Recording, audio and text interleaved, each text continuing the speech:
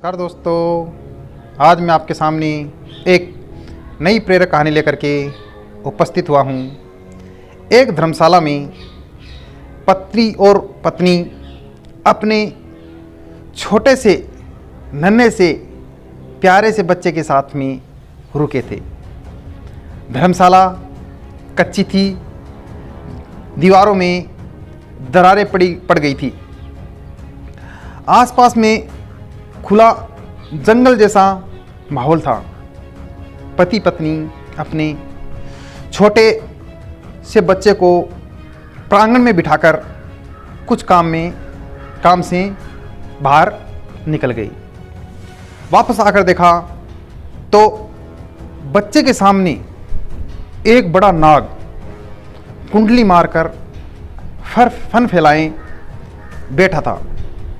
यह भयंकर दृश्य देखकर दोनों हक्के बक्के रह गए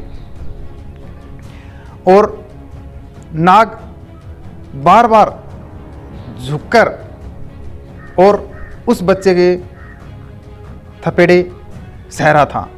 बच्चा मिट्टी से मुट्ठी भर भर के उसके फन पे मार रहा था और नाग बार बार में अपने फन को इधर उधर हिला रहा था। माँ चीख उठी, बाप चिल्लाया, बचाओ बचाओ, हमारे लाडले को बचाओ। लोगों की भीड़ इकट्ठी हो गई। उसमें एक निशानेबाज था, ऊंट गाड़ी पर बोझा ढोने का धंधा करता था। वह बोला, मैं निशाना तो मारूं, सिर्फ इस प्रकार से निशाना मारूंगा कि सिर्फ ही खत्म हो, लेकिन यदि मेरा निशाना चूक गया तो बच्चा भी खत्म हो सकता है। इसकी जिम्मेदारी मैं नहीं लूँगा। आप लोग बोलो तो मैं ये कोशिश करूं। अब पुत्र के आगे विस्तर सांप बैठा था। ऐसे प्रसंग पर कौन से माँ बाप हैं जो इनकार करेंगे। वह सहमत हो गई।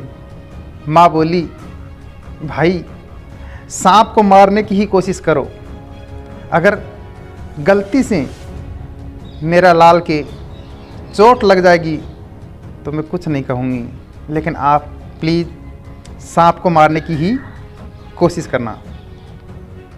ऊंट वाले ने निशाना मारा, सांप जख्मी होकर के गिर गया, मूर्छित हो गया। लोगों ने सोचा कि सांप मर गया। उन्होंने उसको उठा करके बाढ़ में फेंक दिया। रात हो गई। ऊंट वाला उसी धर्मशाला में अपनी ऊंट गाड़ी पर सो गया। रात को ठंडी हवा लगी। मूर्छित सांप सचेत हो गया, यानी उसको होश आ गया। अब जैसे उसने देखा कि उसको नुकसान पहुंचाने वाले या उसको मूर्छित करने वाला ऊंट वाला यहीं सोया हुआ है, तो वह ऊंट वाले के पैर को डस करके चला गया। सुबह लोग देखते हैं तो ऊंट वाला मरा हुआ था। देव योग से सर्प विद्या जानने वाला एक आदमी उसी धर्मशाला में ठहरा हुआ था। वह बोला, सांप को यहाँ बुला करके जहर को वापस खिंचवाने की विद्या मैं जानता हूँ। यहाँ कोई 8-10 साल का निर्दोष बच्चा हो तो उसके चित्त में, यानी उसके मुंह से मैं सांप के सूक्ष्म शरीर को बुला दूं और वार्तालाप करा सकता हूं। गांव से एक 8-10 साल का बच्चा लाया गया और उस बच्चे में सांप के जीव को बुलाया। उससे पूछा गया कि इस ऊंट वाले को तूने क्यों काटा। बच्चों में मौजूद जीव ने कहा, हाँ मैंने इसको काटा। फिर पूछा गया उससे कि इस बेचारे ऊंट वाले को क्यों काटा। बच्चे द्वारा यानी बच्चे के मुंह से सांप बोलने लगा, मैं निर्दोष था, मैंने इस ऊंट वाले का कुछ नहीं बिगाड़ा था, इसने मुझे निशाना बनाया तो क्यों, इससे मैं बदला नहीं लूं। वह बच्चा तुम पर, जब गांव वालों ने कहा कि वह बच्चा जब तुम पर मिट्टी डाल रहा था उसको तो तूने कुछ नहीं कहा। बालक रूपी सांप ने, यानी उस बालक के मन में, उसके मुंह से वह सांप बोल रहा था कि बच्चा तो मेरा 3 जन्म पहले का लेनदार है, यानी कि मेरा इससे कर्जा लिया हुआ है 3 जन्म पहले। 3 जन्म पहले मैं भी मनुष्य ही था, वह भी मनुष्य ही था, मैंने उससे 300 रुपये लिए थे लेकिन वापस नहीं दे पाया। अभी तो देने की मेरी क्षमता भी नहीं है, ऐसी भद्दी योनियों में भटकना पड़ रहा है।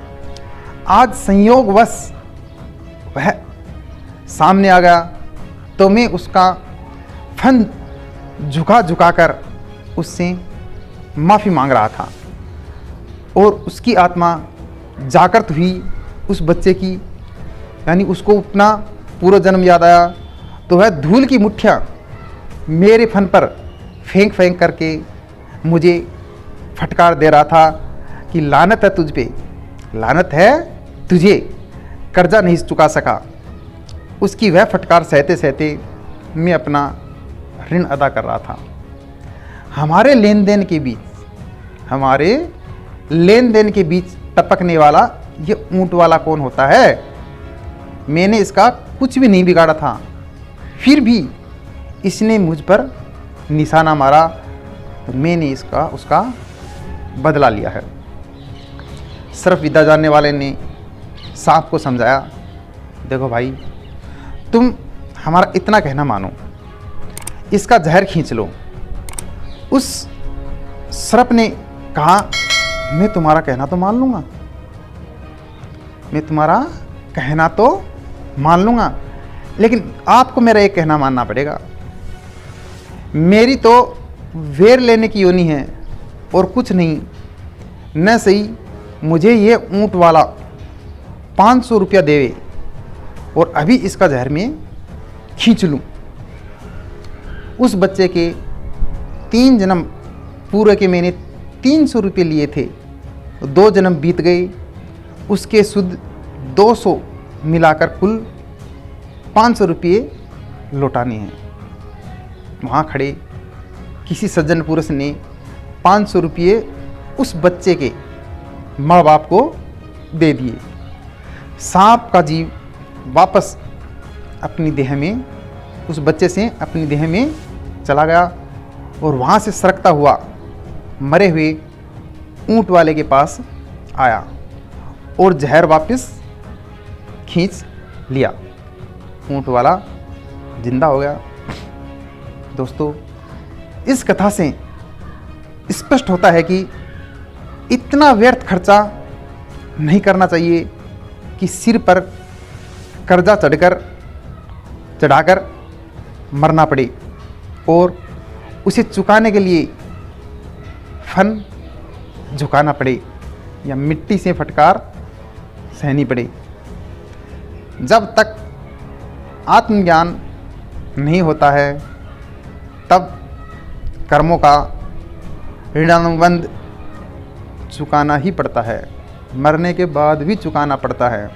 अतः निष्काम करके ईश्वर को संतुष्ट करें, अपनी आत्मा परमात्मा का अनुभव करके यहीं पर इसी जन्म में शीघ्र ही मुक्ति को प्राप्त करें।